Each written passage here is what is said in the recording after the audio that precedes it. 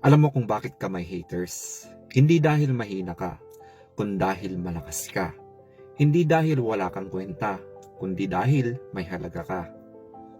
Kapag nagsimula kang umangat, umingay at maging totoo sa sarili mo, iingay din sila. Dahil ang taong walang ginagawa sa buhay, madalas sila ang pinakaunang bumabato ng salita sa mga taong may ginagawa. Pero tandaan mo to, ang aso, tahol lang ng tahol. Pero ang leon, tahimik. Kasi alam niya kung sino siya. Hindi mo kailangang patunayan ang sarili mo sa kanila. Ang tunay na sagot ay ang patuloy mong pag-angat. Habang sila ay abala sa paninira, ikaw, abala sa pag-abot ng pangarap mo. So lahat ng haters mo, pasalamatan mo sila. Kasi sila ang paalala na you're doing something right.